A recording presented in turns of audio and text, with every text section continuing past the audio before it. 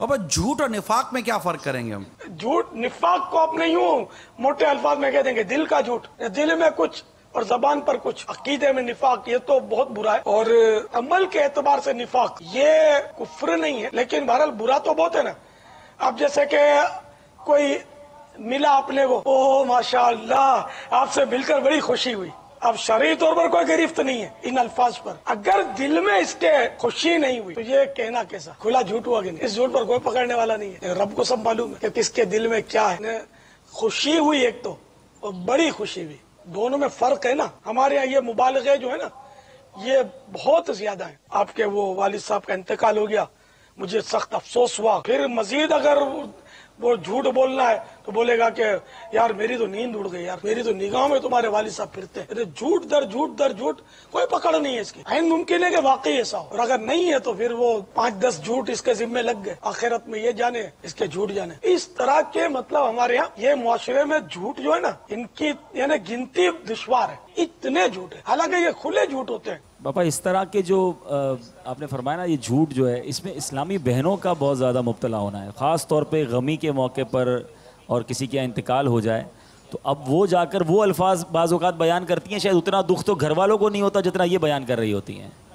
تو یہ تو لگتا ہے کہ اس کو اور رلانے کے لیے یا مزید شریک ہونے کے لیے شاید جھوٹ کے ٹوکرے لے کر واپس آتی ہوں گی. تو یار واقعی یعنی کہ بہت بہت ہی بری حالت ہے. عموماً مطلب یہ کہ صدمہ نہیں ہوتا تو بولتے ہیں صدمہ ہو، اس لیے میں تو آج سے نہیں برسوں سے اس معاملے میں تعزیت نامے میں صدمہ ہوتا ہے تو لکھتا ہوں کہ آپ کے والد صاحب کا انتقال ہو گیا، یہ خبر سن کر مجھے افسوس ہوا. نہیں ہوتا تو ڈائریکٹ مطلب آپ کے والد صاحب کے انتقال کی خبر ملی اور دعا اور اصالہ ثواب، اس میں کوئی حرج نہیں ہے، اس میں دکھ کا اظہار نہیں ہے. یہاں ایک عوامی سوال کرو.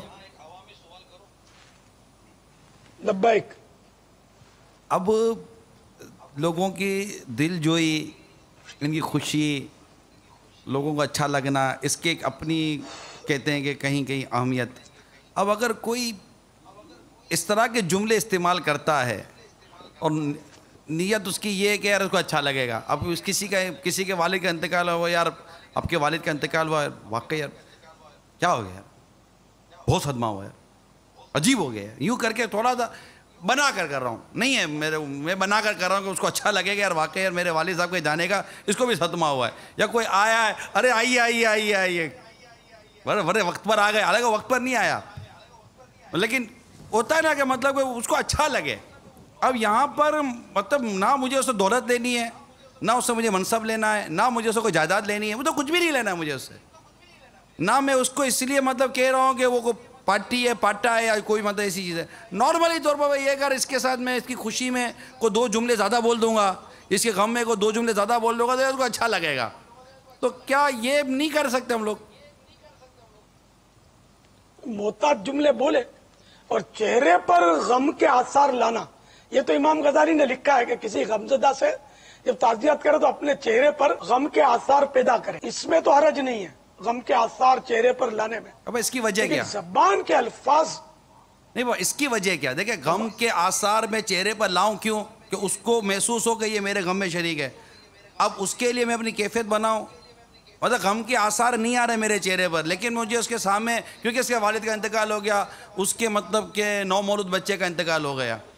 جب میں اس کے لیے اگر اپنے چہرے پر کچھ آثار لانے کی اگر مجھے اجازت آپ دے رہے ہیں تو مجھے اس کو اچھا لگنے کے لیے، اس کی کوئی مطلب قلبی تسکین کے لیے زبان پہ کوئی کلمات لانے کی اجازت کیوں نہیں دی جا رہی؟ جتنا حجت الاسلام امام غزالی علیہ رحمۃ اللہ الوالی نے اجازت دی اتنی اجازت سمجھ میں آتی ہے واقعہ میری طرف سے تو میں کیا کہہ سکتا ہوں یار. کیونکہ اب یہ سمجھ میں آتا ہے کہ اگر کسی کے غم ہوا اور ہم ہنستے مسکراتے پہنچے تو جو اس کے دل پر قیامت ٹوٹے گی اور اس کو جو ایذا پہنچے گی، اس ایذا سے بچانے کے لیے آدمی چہرہ گمبھیر کر لے، سیریس ہو جائے.